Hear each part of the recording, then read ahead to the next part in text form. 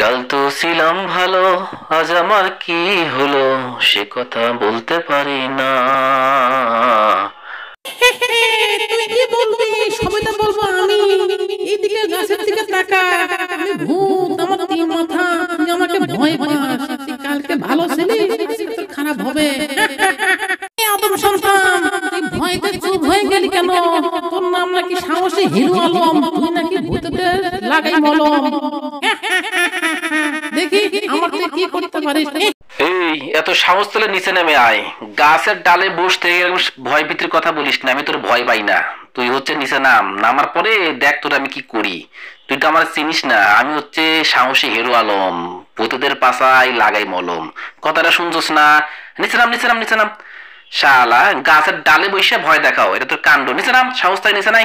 এই কথা শুনে ভূতটি গাছের ডাল থেকে হিরো আলমের সামনে নিচে নেমে এলো।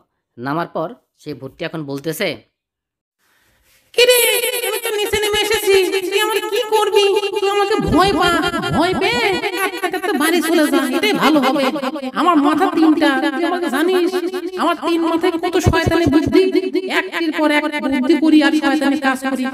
তোর মাথা দিয়ে তো শয়তানি বুদ্ধি বেরোবে, তোর মাথা দিয়ে তো আর ভালো বুদ্ধি বেরোবে না। তুই তো শয়তান, এই জন্য তোর মাথা তিনটা, আমার মাথায় একটা। আমি মানুষ, আশরাফুল মাকলুকাত। আর তুই এবার তুই মরবি, দেখ তোর আমি কি হাল করি।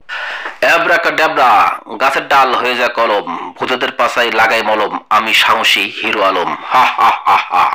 এই কথা শোনার পর ভূতটি হিরো আলমের সামনে হাঁটু গেড়ে বসে পড়ল। বসে পড়ে বলতেছে, না না না, সাহসী হিরো আলম, আমার ভুল হয়ে গেছে, আমার পাশায় তুমি মলম লাগাইও না। আমি অনেক ভয় পাচ্ছি, আতঙ্কে আছি, আমার তুমি ক্ষতি করো না, আমাকে ছেড়ে দাও। আমি বাঁচতে চাই, আমি তোমার এলাকায় আর থাকবো না। তোমার সাহসে আমি তারিফ করি, আমি আশেপাশে আর থাকবো না, তোমাকে আর কখনো ভয় দেখাবো না, কোনো মানুষকেও ভয় দেখাবো না।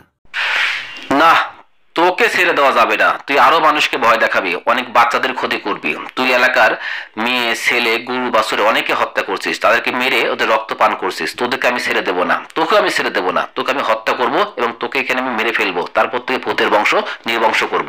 দিয়ে হিরো আলম ভূতটাকে হত্যা করলো এবং সেখানে ভূতটি মারা গেল।